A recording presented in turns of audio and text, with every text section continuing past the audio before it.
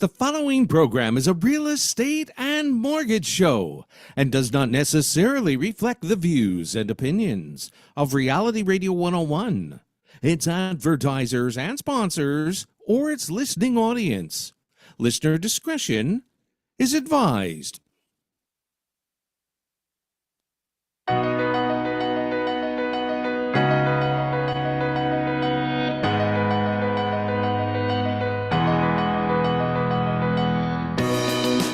Good evening and welcome to Your Home, Your Money with your hosts, Randy and Jackie, right here on Reality Radio 101. To get on board, send us an email.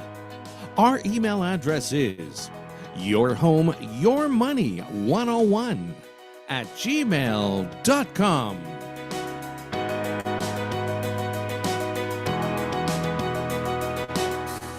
And now, ladies and gentlemen, right to your hosts of Your Home, Your Money, Randy and Jackie.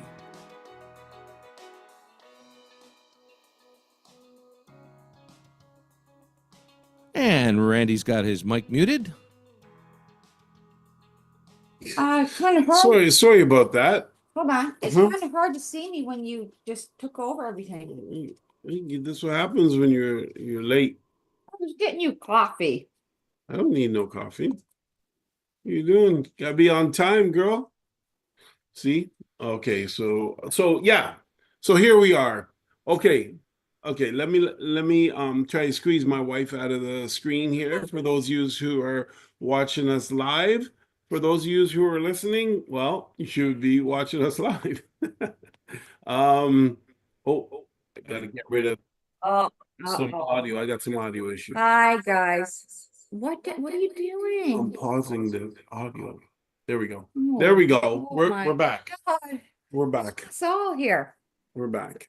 Okay, why are we so tiny? I guess that's the way it is. Right now.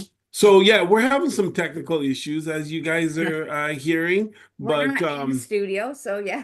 but yeah, so but you know what? The good news is the market, the real estate market is actually quite Okay, active. what other market would there be? For December, the market's active. However, the market is coming off of the worst market in like 2 decades, 65,000 transactions last year. And this year, we probably won't even get to 65,000. So it's Wow. going to be, a really tough year ending. But the good Well, news, before you keep going, let's just do Robert's email because Robert's asking a question. What are you talking about?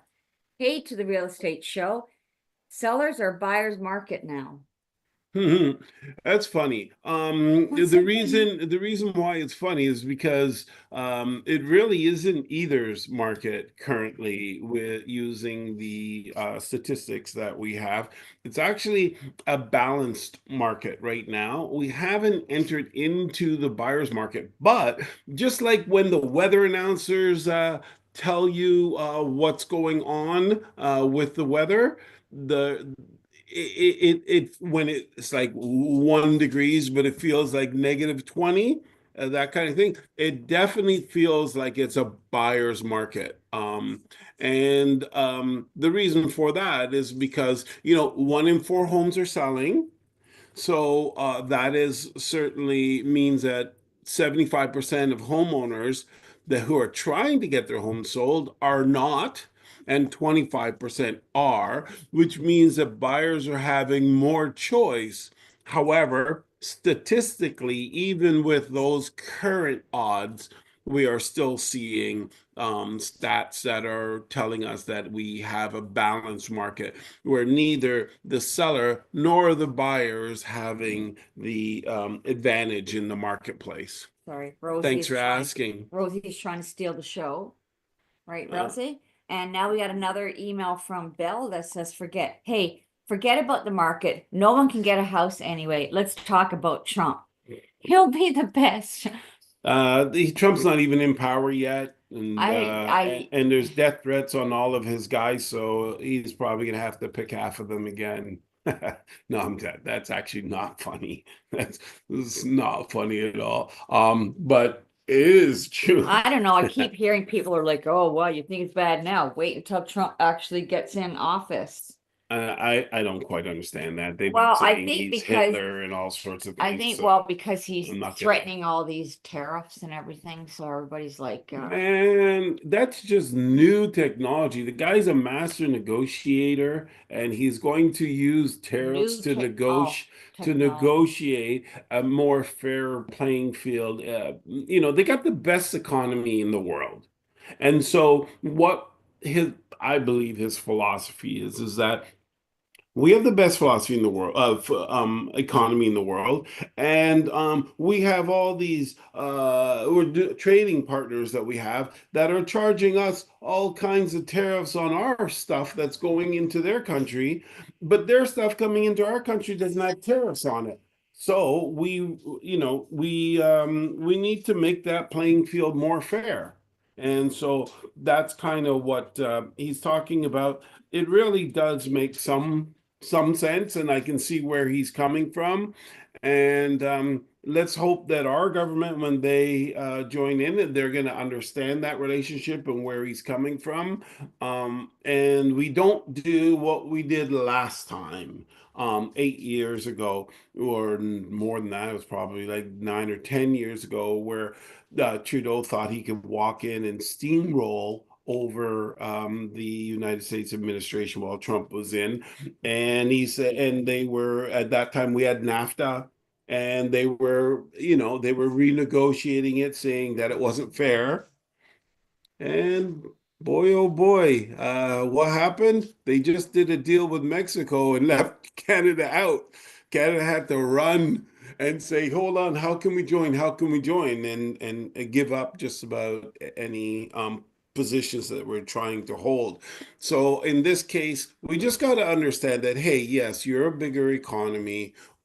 We do have to have some fair trading practices, because the trading practices aren't necessarily fair, especially when it comes to our farmers and stuff like that. I mean, it may be fair for us and our farmers, but it's not a fair America. So we're going to have to understand these things and make some adjustments and try to win in other areas that we didn't have wins in before, and then move to other countries that are hurting our jobs and things like that, and try to do the same thing, bring more jobs back to Canada.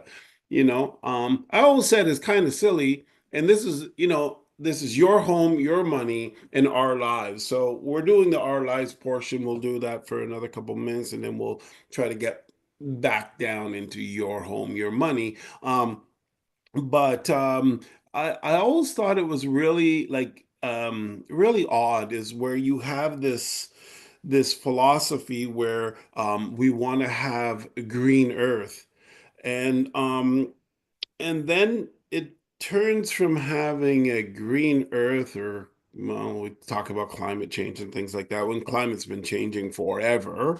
There's been all kinds of things. There's been hot times, there's been cold times or ice ages. There's been all kinds of different variations of it, some of it with humans here and some of it without, and these things are seen.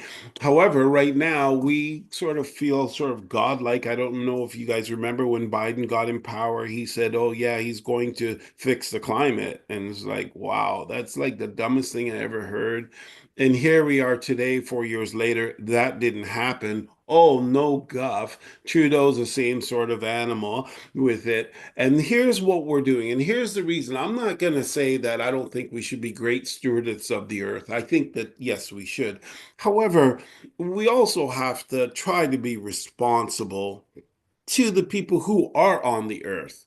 And so here we are, pretending like this is where I think is schizophrenic thinking.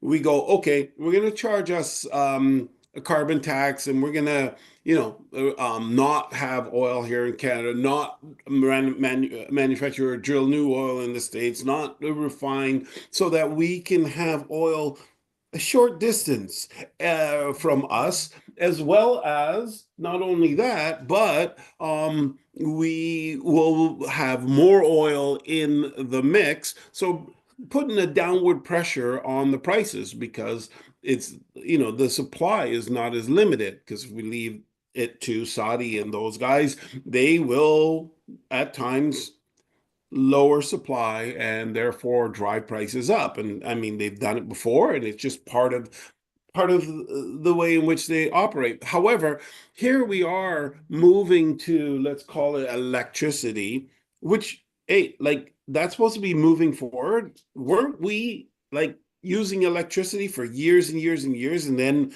we tried to find an alternative to it, and we went to propane and to gas to get away from electricity because it was just so expensive?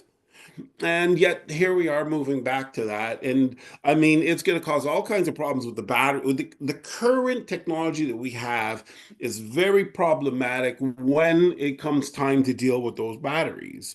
So I don't really believe that that's the greatest solution, but I think we're maybe heading on a path to a solution. But I think that that should be left to entrepreneurs like Elon Musk, who has dedicated his life to try to do that. And he's done a great job, built great cars, and people are driving them and enjoying them. And I think that that's wonderful.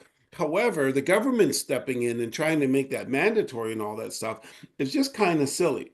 You know, and what we're doing here is like, we say, okay, we got these jobs where you got smoke towers in manufacturing and stuff like that. And no, we can't have them here in Canada anymore. You can't have them in the States. So those jobs are lost. So are they lost on the planet? No, they've moved to other countries. So now, we had cleaner manufacturing plants and things like that nature, and they've got very dirty ones, and they just pop up a bunch more coal plants, all kinds of stuff.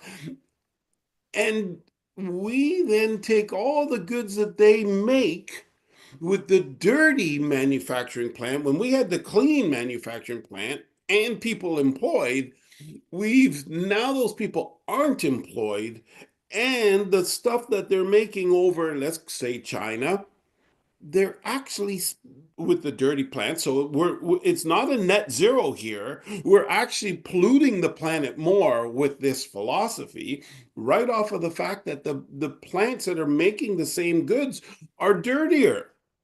It's the same planet. It's not like we've just moved it over there and we don't get affected by it. It's the same air.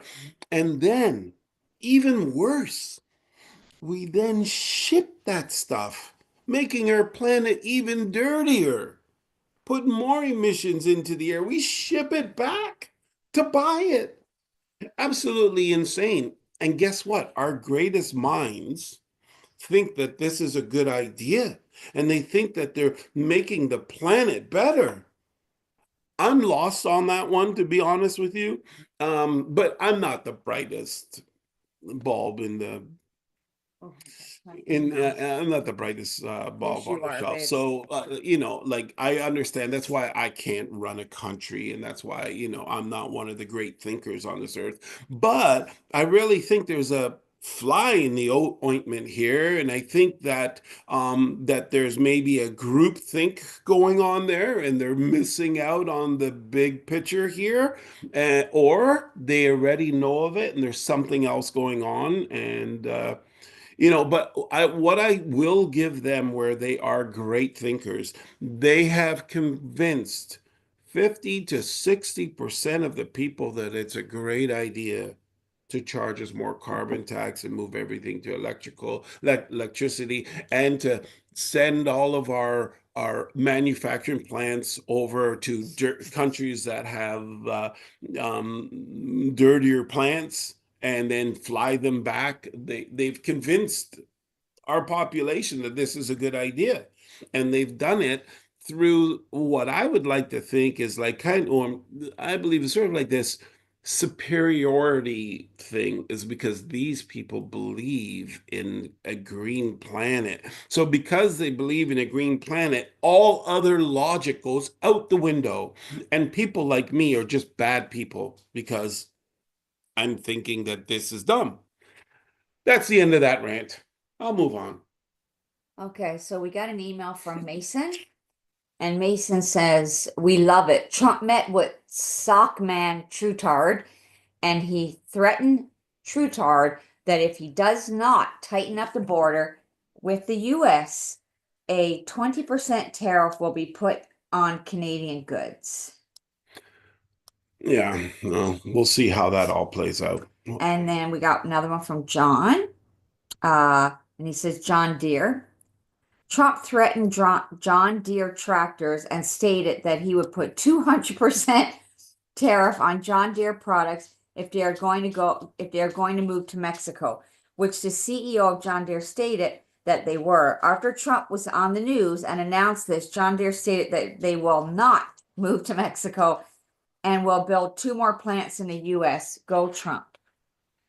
And then we got one from Gail, and Gail says, pardon. Yeah, I was reading this today, Gail. So after that idiot Biden stated literally 100 of times that he would not pardon his son or interfere with this trial and sentencing, guess what? That idiot pardoned his son, and the Democrats are liars all of the time. Wow. You know, I really want to get to the marketplace, but I do want to respond to this one. Yes. It really as a father, I wouldn't, if you really look and see what's been going on, you'll realize that that poor kid, he's just doing what his father set him up to do. So he was actually going down, I believe, because of the way in which the family was handling things. I don't know what father wouldn't be able to say, son, I'm not letting you rot in jail. It's not going to happen if you have that power. So I'm not going to fault him on that one. He did lie. I agree with all that, but I don't know who amongst us would not have tried to help their child Okay. from that. But So, the fact is he lied, and that's what everybody's saying. But you know well, what? Hey, it's not, you know what? Here's my question with this, okay? It's not that he lied, but that's not the thing that's bothering me. The thing that bothers me is that they're talking about Trump's personal life, how it's a big issue. Oh, he slept with this person and he slept with that person. And that will affect how he's going to run the country. But Biden using his presidency to do something that I think should not be done. what's that? Pardon his son. Oh, come on. No, as a president, Randy, okay, Trump. So even if Trump messed around with some prostitute years ago, he did not do this in saying, well, I'm the president, come sleep with me. I don't know what they come on. Okay, I'm let's just get down. Let's saying get down to what I'm real just estate saying, because right? this would be a big discussion between me and my wife, and really I'm not looking to go back to jail because of an argument here. So, anyways, okay, hon, you have a difference of opinion than me. I'm just saying that. You're gonna let your daughter go to Oh, jail? no, I wouldn't. I'm What would you not do? talking about he did wrong. What I'm saying is how the people look at it. They Yeah. looking at what Trump did. No, they So just hate him. yeah, looking at what Trump did is so wrong, but yet this is okay. I'm not They saying just it's not hate him. It okay. doesn't matter what he It does. is They hate not him. Just my, like listen to me, it's not my opinion. I'm saying here, I'm just stating they the hate him, obvious. and so they hate everything he does. And that's not the greatest thing in the world from a person that you would look up to. It's not a great thing. If I went and I was cheating on you, you'd leave me. So that's why it's not a good thing. So they have a right to say that it's not good. Okay, But and also, I get that, but even if you did that, what does that have to do with you running a country? But because you're not but good a mentor, pardon somebody because you're not. using his presidency to pardon someone who should not be pardoned He is okay. argue. Forget it. We're not talking about it's his Okay. son or not. Okay, we're Okay. not talking about that. Okay, but you're allowed. He's there at that level. You're allowed to pardon whoever you want. So you Period. use it personally. Personally, yes. But you have no problem running the country, right? Right. Oh, yeah. It's Okay. just the way it is. What do you think of that, Raymond? Raymond So just what's going joined on? in. He's not gonna. He's Wow. not gonna. He's smarter than that. He's not gonna join in any of Yes, that. he is. He said, well. Nah. No, I think I said wow. I apologize. I ended up on the road and some technical difficulties, as you know, but I definitely want to jump in here and not on that topic. But at the end of the day, I heard somebody say something, because I'm going to give you both sides of it for me. They go, how somebody does something is how they do everything. But I don't believe that. No. I believe that people can be integrous in one way, but then not in another. And at the end of the day, whether you're talking about Biden or you're talking about Trump, integrity is the key point. And that's all that matters. But perfection isn't important. Because if we expect, and this will be my last political statement, when Bill Clinton did what he did, Thank and you. everybody ostracized him, I'm like, well, that's only 51% of marriages are somebody's having an affair. And I'm not talking about the ones that broke up. I'm just talking about the ones that had the affair. So you're going to hate him. It's because we want to hold him to a higher standard because we decide he's not human. I don't know. Last I heard, we're all human. And you know what the only thing I know about human beings, guys, is we're all flawed. Yeah. Yes. I've not met a human being that doesn't have a story about somebody or something that someone did something to them that they've now carried through their life. You know, I made about $30+ million in the financial services world for all the wrong reasons. It was because I was trying to impress my dad. It was never for the right reasons. It was never because I wanted the money. It's because I wanted his validation, because as a kid, I didn't have it. My point is, whether Trump did something or Biden did something, and there's so much fake news, all I know is we need a world that has kindness and has leadership. And that goes into what's going on right now on this podcast about real estate and about learning how to be in real estate in a time where it doesn't maybe make sense mathematically, but having a home does. And not a house, a home. And I mean, for me, as a guy who's been in the financial world a long time, doing investments and savings accounts, I really want to tell you a story about just when you go on faith versus fact. I used to watch a TV show years ago called Revenge, and it doesn't matter, but she always talked about the word doubt being the most powerful word in the English language, because truth you can navigate. Doubt is the destroyer of truth, because if you feel doubt, you stop believing something. So in our new world, right, the new normal, they want to call it, where it's AI making fake newscasts, fake crowds, fake this, fake that, we're all in it. When all I wanted to do when I got in this industry was A, impress my dad, but B, do good by people. And I know for you guys, you want to do the same. You want to do good by people. So I want to share a story about how much can be done for a middle-class person. And maybe sometimes you got to do it for your reasons. And that's not me agreeing with pardoning Biden or not. What I'm saying is we do it for our own reasons. So I wanted to win a contest. You know, we're sales guys, and the company I was working for had some incentive. So I called my sister up and I said, Teresa, listen, I need a favor. Can you ask a couple of your friends to sit down with me this weekend? Because it was one of those deals where I had to close some deals by the end of the weekend. And there was this one woman, and I'm going to call her Kathy just to protect her name and stuff like that. And I call her up and I go, hey, Kathy, my sister gave your name and number to me. I think you know what I do. And she goes, yeah, kind of, sort of. But honestly, Ray, you can come over, but I'm not buying anything, right? Classic, sales, because, salespeople are up there with like the most hated people in the world. Be real estate, be financial service, be a car salesman. We're all horrible people, apparently. And that's not true. And here's why I want to share this story.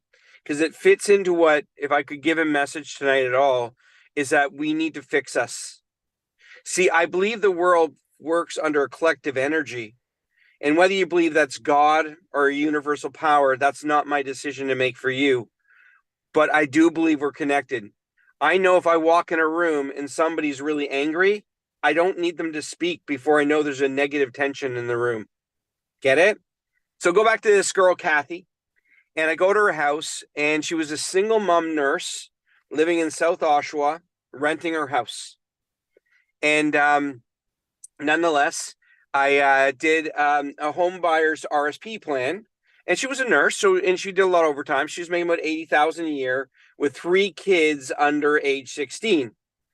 The first home buyer's loan I did was $20,000. So I loaned her $20,000 at prime rate, and she had to pay about $226 a month for 10 years to do that. But that's an investment, right? That's not debt. That's for the future. And the 20 grand, when she put it in, between her other tax deductions, being a single mom, claims and things like that, she got over an $11,000 tax refund. We took that $11,000 tax refund and paid off an $11,000 credit card that was going to take her 39 years to pay off. And she was paying $300 a month.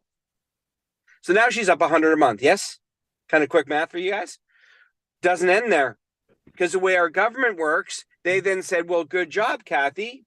Instead of making $80,000 that we taxed you on as a nurse, you've now only made $60,000 because of this contribution. Your child tax credit baby bonus, it goes from $600 a month to $1,700 a month for the next year.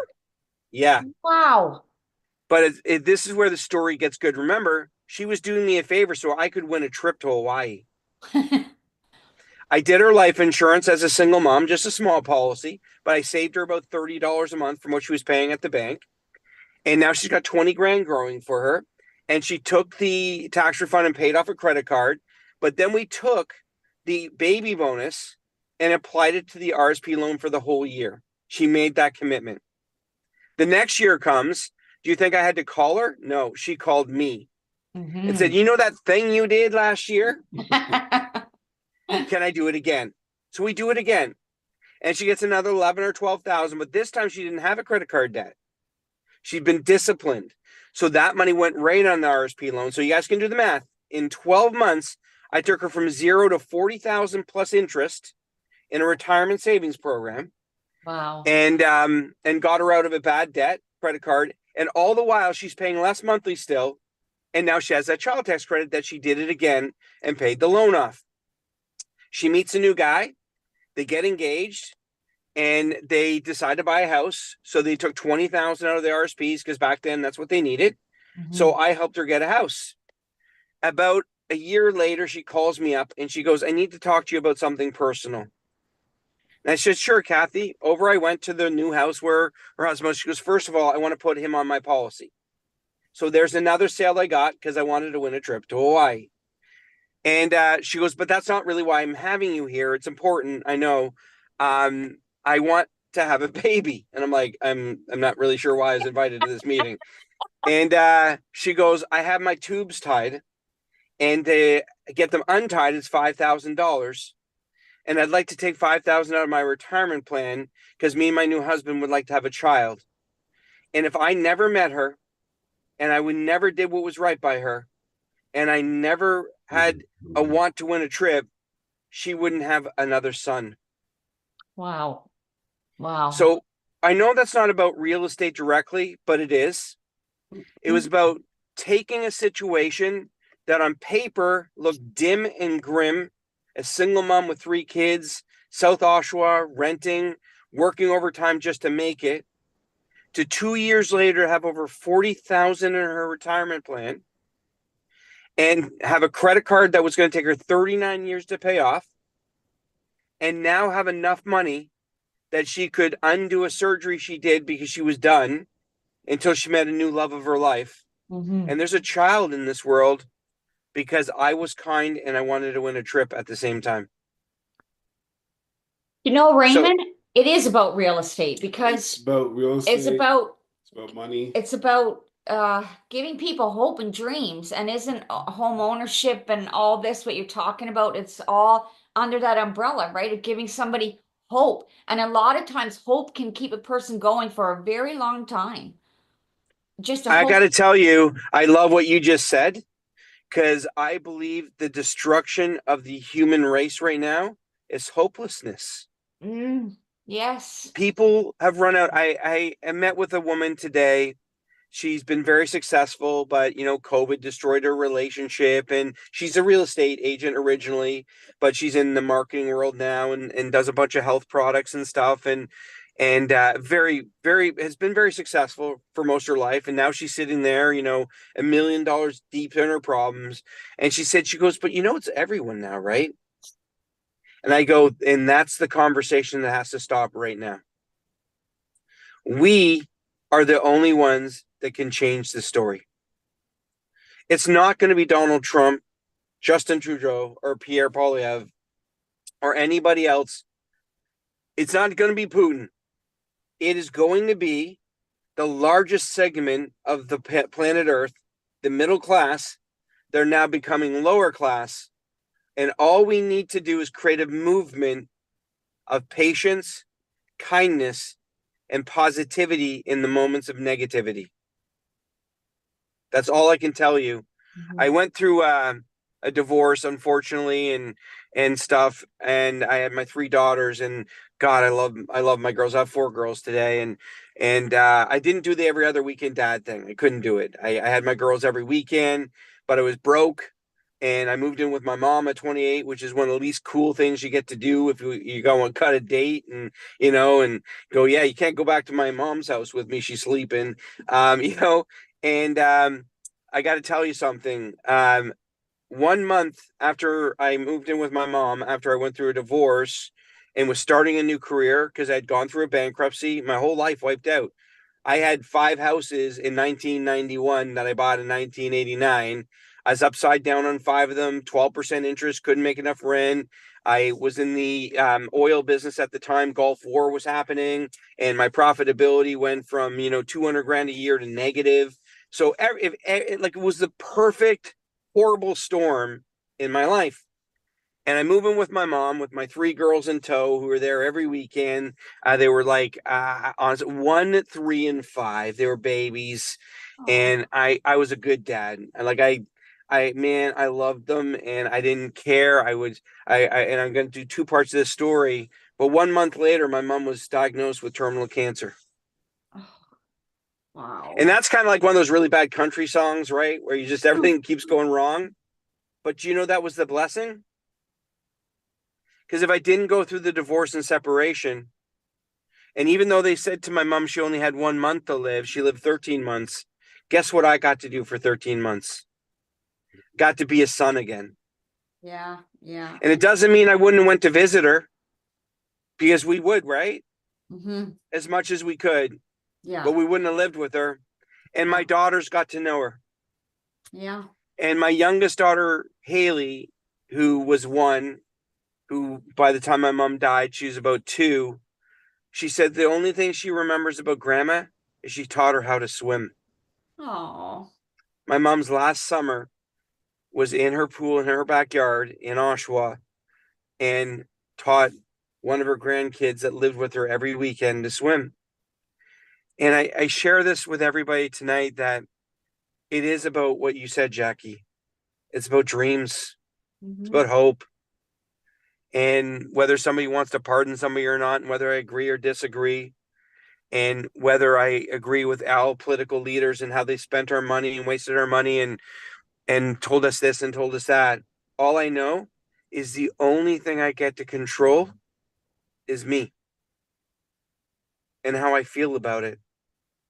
It doesn't even matter what happened, because at the end of our life, and we're on our deathbed, and you say, but I felt this and I felt this and I felt that and I felt this. I like how Tony Robbins puts it. He goes, should have this and you should have that until you should have all over yourself. And I always liked how he said that. But at the end of the day, when you're gone and they do the autopsy, do they find sadness? Do they find guilt? Do they find anger? They find hurt? Nope. They find blood, guts, heart, intestines, stomach, lungs. That's what they find. Wow. So all of those things are made up by the human condition. So why don't we make it up to be more fun then? Because love's a choice, hate's a choice. And I got to tell the rest of the world, forgiveness is the only choice the world needs now. You know that song from the 60s, what the world needs now is love, sweet love. Well, I don't want to break into a type of song like that, but I got to tell you, we lost ourselves during lockdowns. We forgot how to be kind. We forgot how to forgive, and we forgot that anything we want is possible. Anything is possible.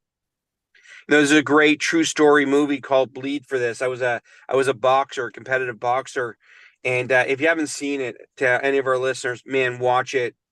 And it's just an incredible true story about a boxer who breaks his neck. Well, you know Oh, your career is over, right? yeah. Watch the movie. What's it called, Ray? Bleed for This. Bleed for This. It's an incredible true story. And I love those movies, you know, those underdog movies of that person. And when they're true stories, man, it's like when the Americans beat the Russians in 1984, I think it was, in the Olympics. And I love the movie because I love the speech Kurt Russell did in it, where he says, man for man, player for player, we cannot beat this team, but not today. On this day, we can beat this team. And that's all I know. In any moment, you can rise. Because now I'm going to digress back to my mom for a second. When she went in, she went to actually Ajax Hospital. You know, I've been in this Durham region my whole life, and we thought she was having an appendicitis. And they open her up, and they go, "Nope, it's a tumor mass, liver, kidneys, intestines."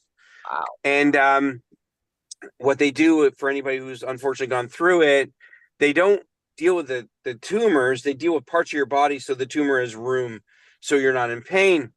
So they do some surgery, and I go in to see my mom because they tell her she's got about 3 weeks to live. This was October. And they go, your mom's got 3 weeks to live. You guys got to talk to her. So I go in, I sit beside my mom. I love my mom. She was a short, chubby Irish woman who would hug you till you couldn't breathe, you know?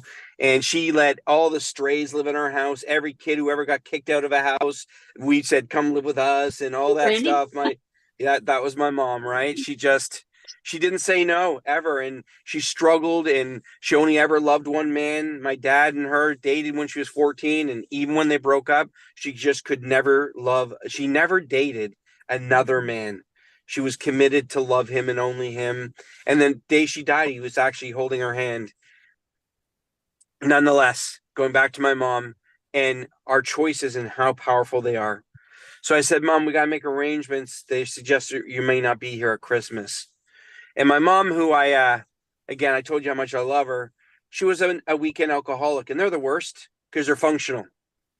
She came from a family of alcoholics from Ireland, and my mom was drunk Friday night till Sunday, missed a lot of Mondays at work, but she was functional. So trying to get her help. And I remember talking to our family doctor as like a 16-year-old kid, and his name was Dr. Donahue in Ajax. And I was telling him, he goes, Ray, until your mom comes here and tells me she's a drinker, she's not an alcoholic. And I never forgot it. So I sit with my mom, who I'll be very honest, I always saw her as weak because of that illness. And I'm a little ashamed of myself for that, knowing how wonderful she was. Anyways, I tell her, and she goes, well, that's just not going to work out for me. When I tell her she's not going to be here at Christmas. And, it's cheaper to put a pool in the fall. And she just had this pool installed in September. And this is October. I said, okay, then, Mom, my person who I thought was weak and frail and couldn't rise to the occasion. And I said, where do you want to go? Anywhere in the world. She goes, I've always wanted to go to Las Vegas. So I booked a trip for her and her twin sister and my sister with non-refundable tickets for February. She wasn't supposed to be here in December. And in February, we were in Vegas. And when that summer came, it was like she wasn't even ill. And I share this with you guys because remember what my mom said? I need one summer with my pool. And she had to come back for medical in the fall, right? It's a year later. She's been great. She looked great. She felt great, taught her granddaughter to swim. We had a beautiful summer together. And my brother lived in Michigan at the time. She goes, oh, because I was taking care of her financially. She goes, I wanted to go see your brother. Could I get some extra money for gas and go there? Because it might be my last trip there. I go, what are you talking about? And she got exactly what she proclaimed. She went and saw my brother, came back for her follow-up, her annual follow-up, and the tumor mass was back. And she died a week later because she proclaimed to herself, God, the universe, the world, or whoever controls energy, that I just need one summer with my pool. I wish she said 30. Guys, all I can tell you is whatever's going on in your life that makes you think you can't, I promise you, change the narrative to I can. And I know that's not easy. And I know there's nothing worse than being positive when you want to be negative. There's nothing worse than talking to somebody who's super positive when you want to be super negative. Like when you want to tell your story and be validated. And what I've learned since COVID, people love broken people stories. And they want to sit there, Randy, when you tell your story, and they want to nod their head like this. They want to go, oh, God, Randy, that's horrible. Your life is horrible. And how is that helping you? It's not. Doesn't, yeah. And again, guys, I know I'm sitting in my car and I can't stay on much longer because I gotta get moving here. I'm waiting to pick something up too, and I just didn't want to miss a chance. I want to be on this call every week, and I want to get new listeners that understand that this is about hope again. This podcast is going to be about hope. Randy and I are working on a program that is going to put more money in people's pockets. I actually have a mathematical formula of how in 24 months we can end $2.4 trillion in consumers' debts for the middle class. It's a simple mathematical formula by using a loyalty program and getting everybody 10% cash back. And if every person that was on that program, which I'm only saying 1 million people out of our 35 million go on this program, they all save $100 a month and put that towards debt. That's 100 million a month. Do the math. 24 months from now, we have ended consumer debt in Canada and become the envy of the world by people's doing exactly what they were going to do anyways. So this is coming, guys. You got to get your friends on this podcast. You got to get people following us. You got to get people listening because we're going to create a movement. I don't know how yet. I'm not a minister. I'm not a preacher. I'm just a guy who I've been rich twice in my life. I've been broke once in my life, and I've been poor once in my life. And the discernment between poor and broke, poor people can't buy food. Broke people are just late on their rent. So I've been on all sides of it. You're not listening to a guy who got lucky. I didn't come from a rich family, paid all my mom's bills the last year of her life. My dad, when he was dying, I had to buy his house and give it back to him because he was going to lose his home. And I just inherited it when he passed away. So, guys, I can't really answer a lot of questions tonight. I can, Randy, if there's anything that came up. I know we're close to the end of the call. I'd like to turn it back to you guys. But, guys, honestly, for our listeners, next week get a mission to get 10 people on because we're going to start messaging a movement of change for hope, financial freedom, and to dream again. And Randy, meeting you and Jackie and our idealism of how badly we want to help people overcome the societal problems. Well, I'm very excited to try. And all I know about trying is I don't try, I do. And all I know is in doing, you just do it. And you do it and you do it until you just get through it. And that's what leadership is. So let's have some fun. Doesn't cost anybody to be on this webinar and call on Tuesday nights, and it could change your life. I think the big thing, Ray, that I take away from what you said is that we're not most of us are not financial people. We're paying our bills, we're paying whatever. And I mean, I've watched a lot of financial shows and Yep. videos, and sometimes it is really sometimes about having somebody in your back pocket that knows how to rearrange your stuff so you have some disposable income so you can do, there's ways people can cut back what you're paying, $400 or $500 a month if you know what you're Yep. doing, right?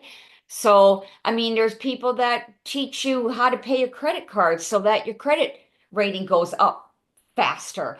These are Yep. actual things, and I know some people are like, oh yeah, whatever, oh yeah, it's so great that you're so optimistic. But I've seen these things happen. I know that it exists.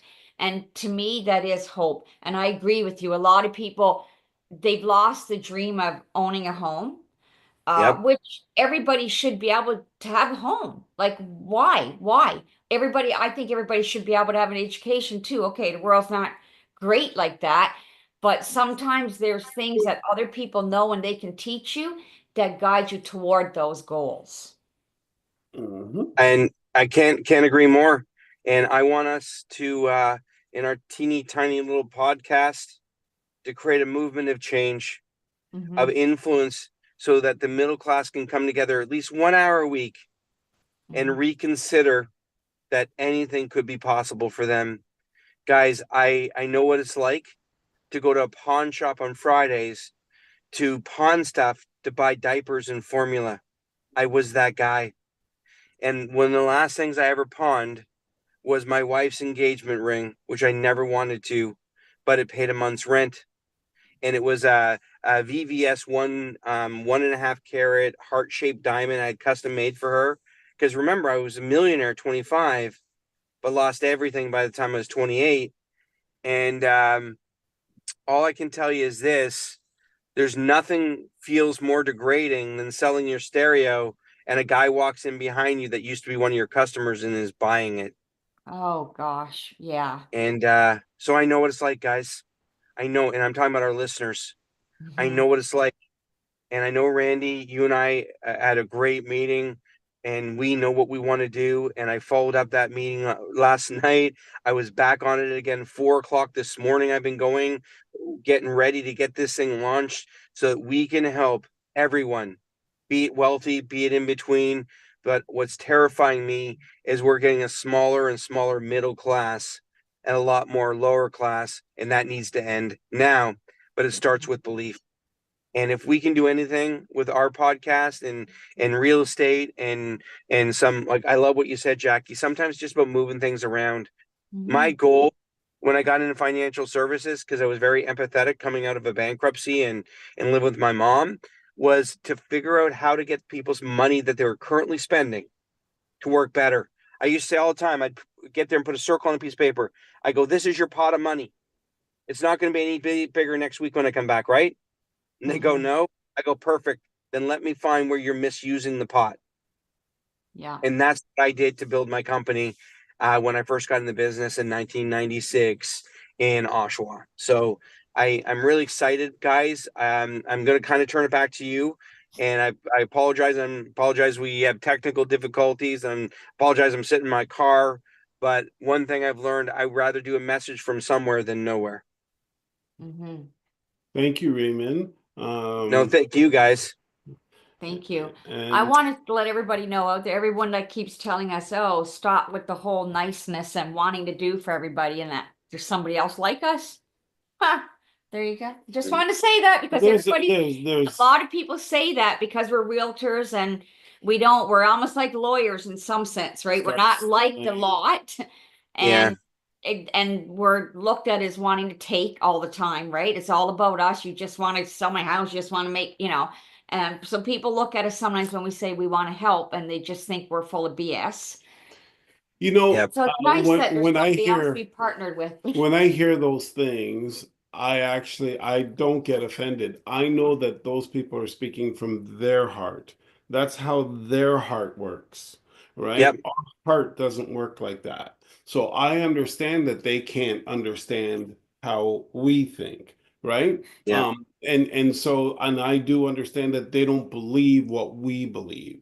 There are people, like Raymond had said earlier, that in their life they've run into an issue, and that issue changed the How their way perception. that they perceive life, and now they're totally distrusting because of Correct. one person at one time that did something to them, absolutely random. And typically speaking, I with our staff, we've had these type of conversations where we've said, where they said, well, we shouldn't do that because people will just try to steal. Well, hold on a second.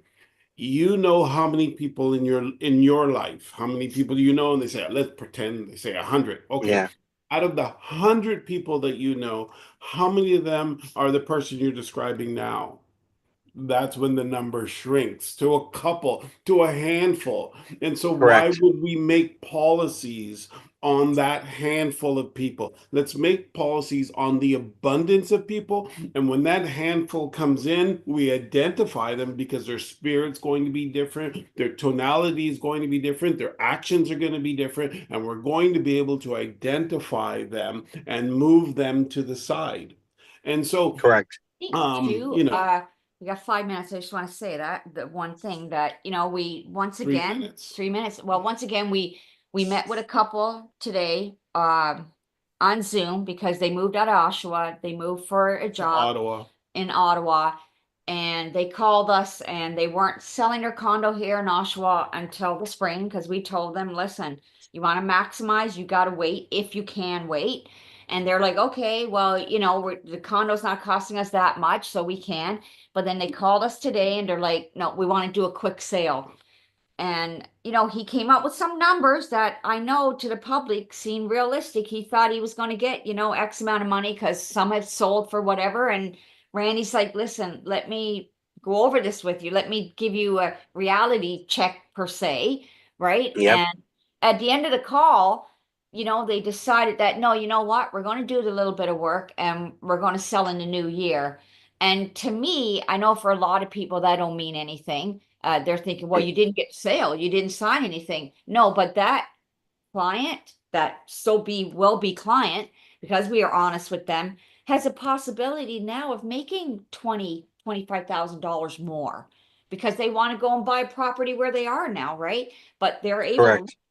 So to me, I felt good that we got off the phone. I thought, hey, now they have a potential, because I was a little worried. Like you're putting it on Yeah. the market in the worst time ever in the year Yep. before Christmas. Yep. And they decided, no, you know what? Yeah, you're right, Randy, this, da, da, da. And you know what? We're going to wait until January. You've got 1 minute. I do want to I'm say out. something, Ray. Our sales training works like this. This is how we're actually supposed to approach that situation. Christmas is a great time because you keep your house nice and clean because you have people coming in and out. So, And there's yeah, one and did sell and for that. So and so in this is September. this is a great time to put your home on the market because it's all about getting them to do something so you can get a sale so you can make the money.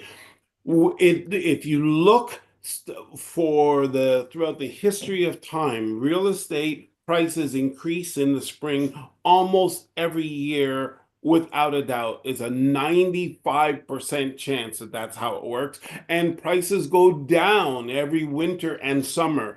So Yep. why we advise our client differently just because it's a sales process? For me, that's a no-brainer. It's so easy to make that distinction. You're going to tell your client the truth. And if your client wants to do the winter sale, then let's do it. Let's do the best But we can let's for you. give you Yeah. the truth. Let's give you Exactly. and guess what? That is so hard to find out there. And people are saying, I bet you if we were to check our emails right now, Oh, many people say, well, that's just dumb. Just get the well, sale no, and all or that stuff. they But just think you're talking at the side of your face or whatever. But it's 8:28. We gotta have go. to go because he has a next show that he has to do, but it was been great. Thank you very much, Randy, for Raymond, yeah, coming on. It was Thank excellent. you. I love your stories. They're me very too. heartfelt. They are. I really love our mission coming forward. I love the way you Me present too. it. I really haven't hit the public with it yet. So thank you very much for foreshadowing that. Thank you guys for joining us. This is your home, your money, and our lives. Get home safe, Raymond. on Yeah, thanks, guys. Have a good one. 101.com. Okay. Bye for now. Bye. Bye, guys. Thank you for listening to Your Home, Your Money with your hosts, Randy and Jackie, right here on Reality Radio 101.